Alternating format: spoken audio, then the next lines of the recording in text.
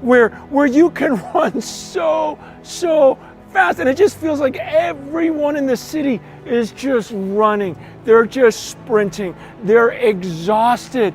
They don't even, some of them don't even know why they're running. Except because if I run after I get my job, then I can make sure that if I have a kid, he'll get in the best preschool. But you see these 60, 70-year-olds still going after it. And it's not that that's a bad thing. Hard work is good. The problem is one of the verses that is so difficult for those of us in Hong Kong to follow is Psalm 46:10. Be still and know that I am God. You know, I moved from Hong Kong when I was 5, but I was raised by Hong Kong parents.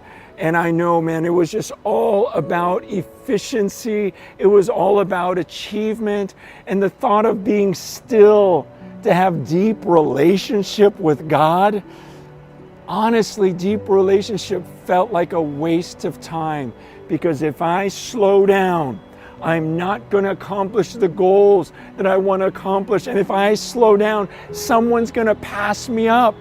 And so we're going, and we're running. And the problem with this is we were created to have deep relationship with God. God made us relational beings.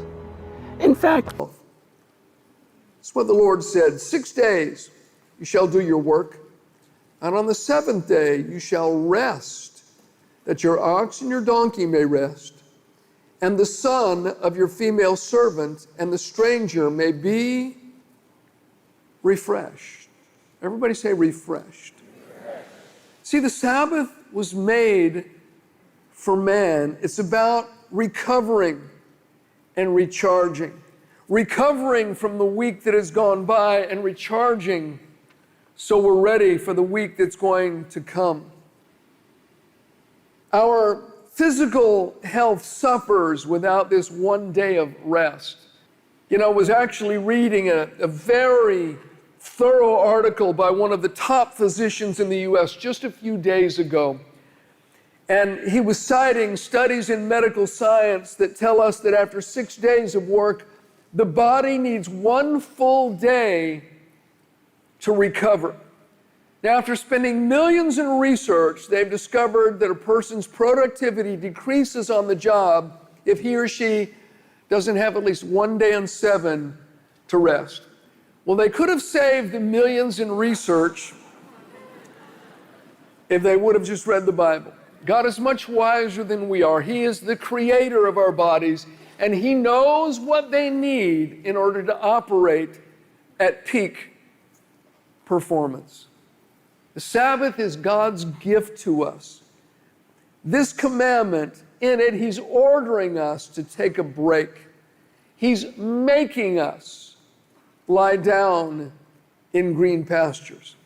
In a culture that basically applauds going 1,000,000 miles an hour. And that's why people, I think, are just either exhausted or anxious in some cases, because what we're doing is we're trying to run ahead of God. We're trying to run further than God. We've basically sold out to some system in the world that says this is what success is. So you have to kind of climb this ladder, or you have to accumulate so many things, or you have to achieve so many things.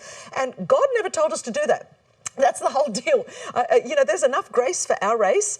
And obviously the life that God has called us to live this side of eternity and the fruit He's called us to bear obviously means that there is time for Sabbath rest in all of that. If we are bearing fruit, achieving things, accomplishing things, acquiring things that require us to dishonor what God said or to actually just flauntly not obey it, then we're probably not doing what God called us to do. We might be having the applause of people. People might be thinking, man, that's awesome. What you're achieving is awesome and you're a hero.